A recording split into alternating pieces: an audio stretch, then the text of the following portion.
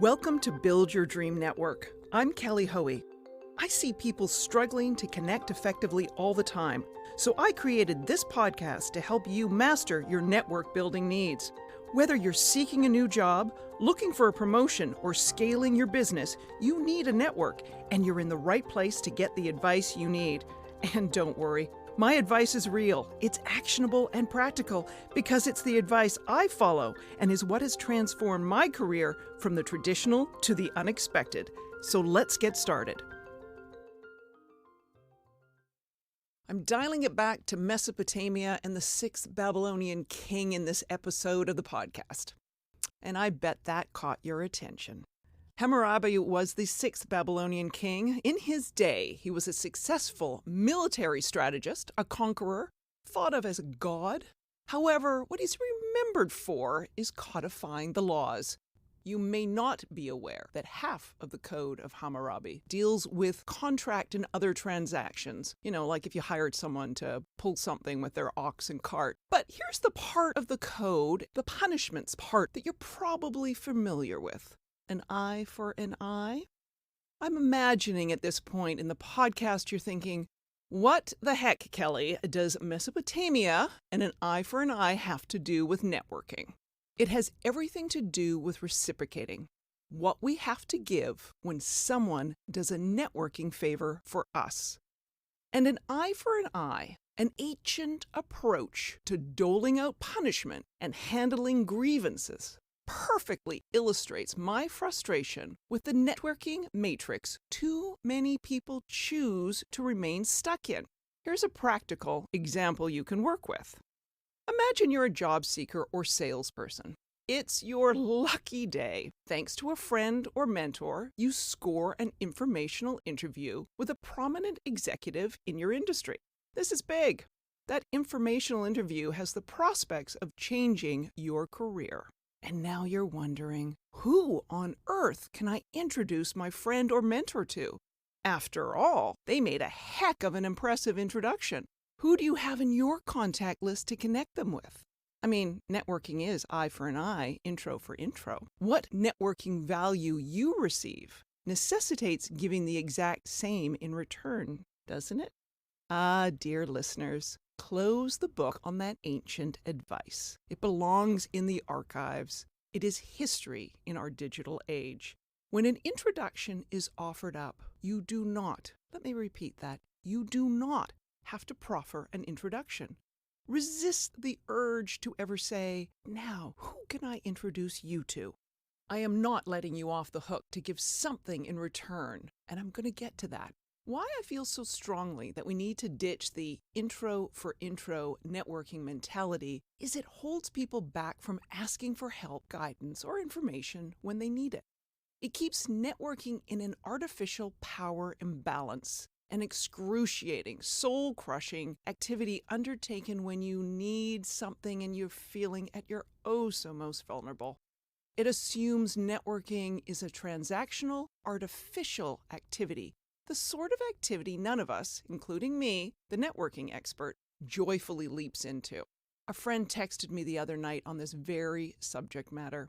Her query was on the term I used when referring to people who showed appreciation for the networking help received, such as a valuable introduction, and returned the favor in a directed, specific, personal way rather than a eye for an eye, I'll make an intro for you way.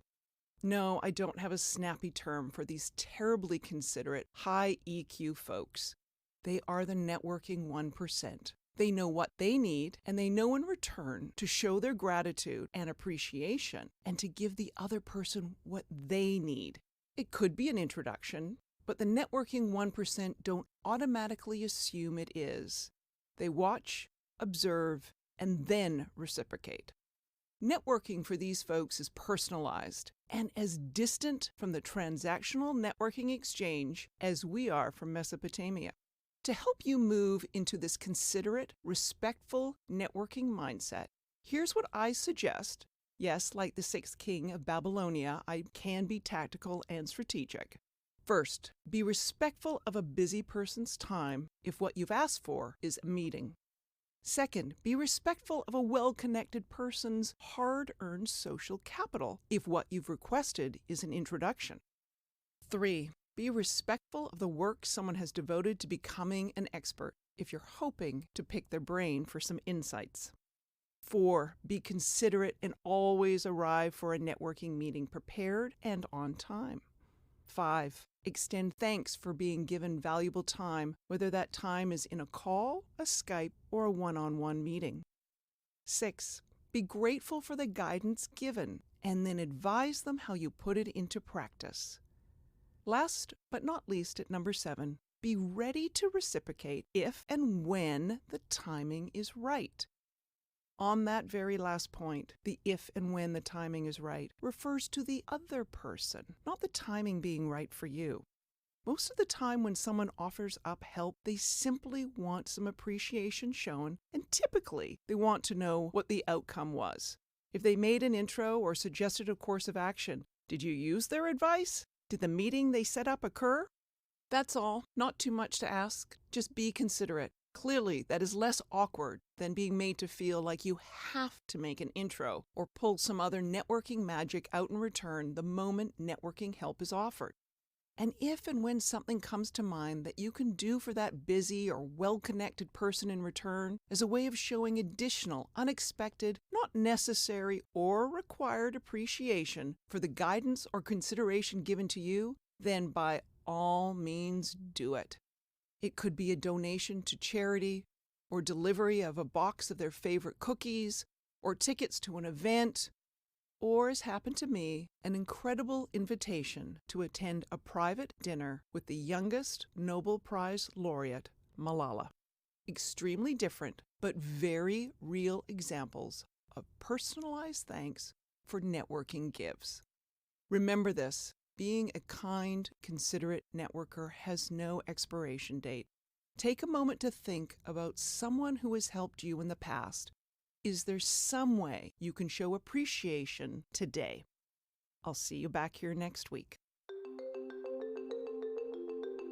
Thank you for listening to Build Your Dream Network. Stay connected and don't miss a networking insight by subscribing to the podcast. And while you're there, I'd love you to rate and review the show too. Are you looking for more networking advice? Pick up a copy of my book, Build Your Dream Network. It's your guide to modern networking. I'd like to hear your networking questions, tips, and ideas. Connect with me via my website, jkellyhoey.co. You'll find links to all my social media accounts, plus a contact form to email me your questions. I'm Kelly Hoey, and I'll be back again next week to tackle your networking challenges.